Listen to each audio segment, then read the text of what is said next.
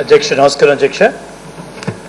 ఈరోజు SC ST sub plan నిధుల గురించి అధ్యక్ష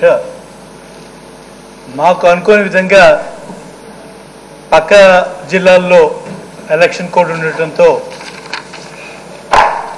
చివరి నిమిషంలో ఎస్సీ ఎస్టీ సప్లాన్ కింద దాదాపుగా 11 కోట్ల రూపాయలు మున్సిపాలిటీకి వచ్చాయి అధ్యక్ష. చాలా సంతోషం.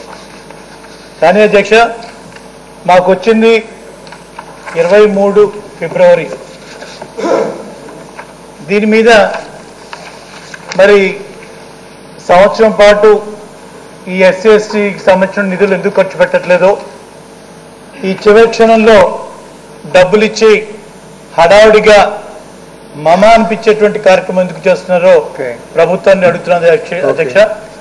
మున్సిపాలిటీలో మనం ఖర్చు పెట్టేటప్పుడు ఒక సిమెంట్ రోడ్డు వేయాలంటే ఆ సిమెంట్ రోడ్డు కనీసం 30 సంవత్సరాలు దాని లైఫ్ ఉండాలి అధ్యక్ష. దాంట్లో చూస్తే మీరు ఎక్కడ కూడా టౌన్ ప్లానింగ్ నిబంధనలు అమలు జరపనటువంటి పరిస్థితి, 1 మీటర్ 2 మీటర్ల రోడ్లు కూడా వేసేటువంటి పరిస్థితి చూస్తే చాలా దురదృష్టకరం అధ్యక్ష.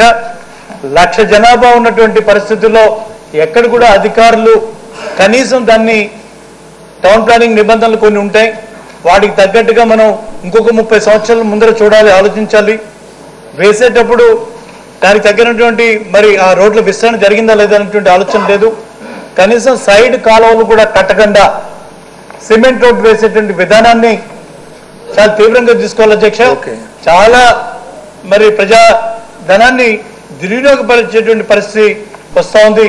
మీ ద్వారా చంద్రబాబు ముఖ్యమంత్రి గారికి అలాగే ఆర్థిక మంత్రి గారికి కూడా చెప్తాను, సంబంధించిన అధికారుల్ని తప్పనిసరిగా మనం డబ్బులు ఖర్చు పెట్టేటప్పుడు టౌన్ ప్లానింగ్ నిబంధనలకి లోబడి వేసేటువంటి రోడ్లు ఉన్నాయా లేదా అని చూసుకున్న తర్వాత